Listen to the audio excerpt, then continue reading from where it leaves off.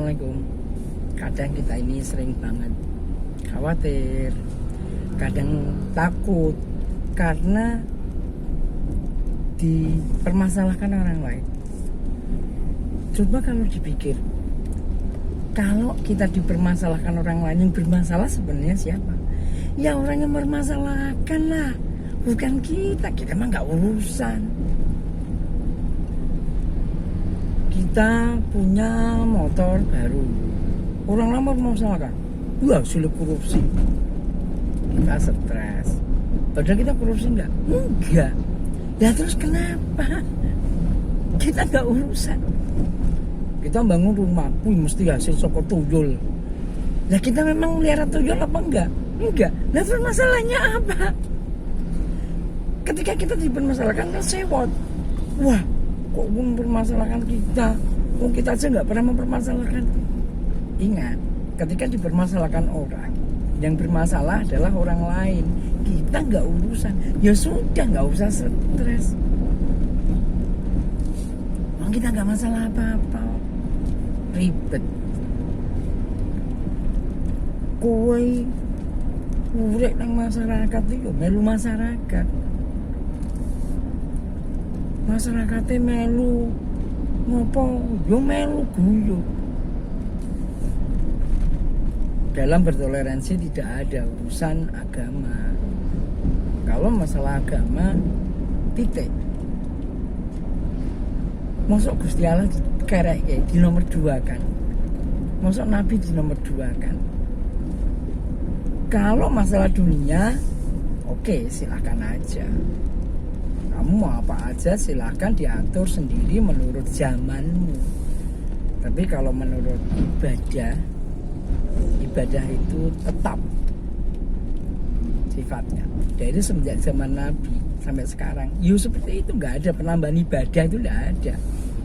Dari zaman Nabi yang diperintahkan itu, dituntunkan itu, ya sudah itu turun aja, nggak usah ditambah-tambahin. Seolah kita mengatakan Nabi ini bodoh banget, kok yang ini Nabi kok pahalanya ukeh kok lho, sing ngeki pahala iki sapa? Pahala kok dikarang-karang dhewe, pahala kok dihitung-hitung dhewe. Emangnya yang mau ngasih pahala mbahmu wong piye? Enggak, yang ngasih pahala Allah. Nabi aja enggak. Dan Nabi itu, ingat, Nabi itu tidak diperintahkan untuk mengakhlakkan orang, mengislamkan orang, enggak. Nabi itu hanya diperintahkan menyampaikan wahyu. Selesai sampai di situ. Jadi Nabi itu tidak diperintahkan untuk memaksa orang beragam, enggak. Lah kowe yang maksa-maksa wong ngopo? Urusanmu apa? Enggak ada urusannya. Ketika ditanya kenapa orang harus sholat, padahal ada orang yang menanyakan, saya poso yo, saya sholat Idul Fitri yo, saya zakat yo, tapi sholat enggak. Saya ditanya begitu, jawabannya gampang. Sholat itu imaduddin, sholat itu tiang agama. Bagaimana sebuah rumah yang kokoh tidak ada tiangnya? Tidak mungkin. Rumah nggak ada atapnya masih mungkin. Rumah nggak ada dindingnya, tembok wallnya masih mungkin.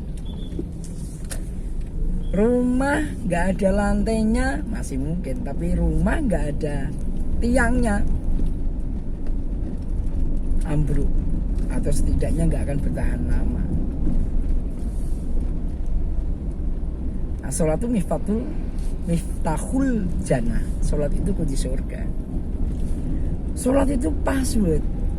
Jadi ketika Anda puasa, ketika Anda melakukan perbuatan baik lainnya tanpa sholat, tidak bisa. Karena sholat itu tempat wadai pahala. Karena sholat itu passwordnya. Kamu melakukan amal baik, passwordnya apa? Tidak tahu, tidak bisa. Passwordnya apa? Sholat. Ya, oke, masuk. Kamu melakukan perbuatan baik, tapi kamu tidak punya kunci untuk masuk surga. Tidak bisa, karena as-sholatul miftahul jannah. Jadi nggak bisa, harus sholat.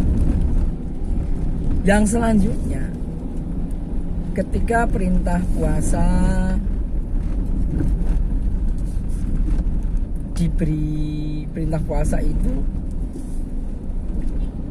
tidak langsung. Jadi Allah memerintahkan tidak langsung.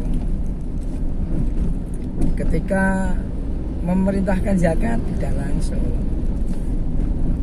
Tapi begitu sholat, Nabi dipanggil langsung, berhadapan langsung dengan Allah untuk menerima perintah secara langsung.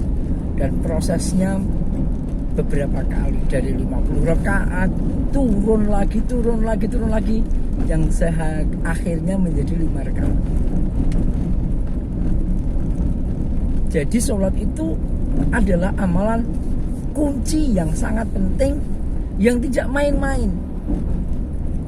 Dengan berbagai alasan tadi, maka sholat harus dikerjakan dalam kondisi apapun juga. Bahkan dalam kondisi sakit pun harus sholat. Bahkan harus dengan duduk pun harus sholat. Bahkan harus dengan berbaring pun harus sholat. Bahkan hanya dengan isyarat, walaupun dengan kedipan mata, harus dijalankan. Begitu pentingnya sholat. Tidak ada alasan untuk meninggalkan sholat dalam kondisi apapun. Bahkan ketika misalnya dalam perjalanan pun boleh dijamak. Bahkan dalam kondisi sedang naik kendaraan pun boleh dilakukan dalam keadaan di dalam kendaraan dengan cara tayamum. Sehingga sholat ini benar-benar menjadi pembuka, menjadi keyword password. Dan ketika orang sholat tidak seperti yang lainnya, baca Quran ada gangguan, boleh dihentikan dulu. Zakat belum mampu, boleh ditunda. Kemudian puasa sakit, boleh uzur, boleh ditunda. Zakat mau sambil nyanyi juga boleh, puasa sambil nyanyi-nyanyi boleh. Sholat Allahu Akbar begadang. Nggak bisa. Sholat nggak bisa disambil dengan ngapain, nggak bisa. Harus tetap jalan. Karena begitu pentingnya sholat. Jadi makanya kalau saya ditanya soal itu, maka jawabannya sudah jelas. Tidak bisa ditunda lagi. Sholat itu mutlak fardu ain, tidak bisa tergantikan. Kecuali sholat mayat, fardu kifayah, yang ketika ada yang sudah mengerjakan, maka yang lainnya tidak berdosa. Jadi teman-teman, sholat itu sangat penting. Sholatlah. Orang yang sholat maka akan bisa mengubah pola hidup. Dan manakala ketika ditanya, sholat itu akan membuat kita menjadi disiplin. Orang yang selalu menjalankan sholat, maka pasti orangnya disiplin. Kenapa? Terlatih. Jam 11 karena saking sregepnya sholat zuhur nggak bisa, belum masuk waktu. Demikian juga jam 2 jam 3 karena ada ujur sholat zuhur, ya sudah masuk asar, nggak bisa. Jadi orang yang sregep sholat, maka dalam hidupnya pasti terlatih disiplin. Semoga bermanfaat. Assalamualaikum.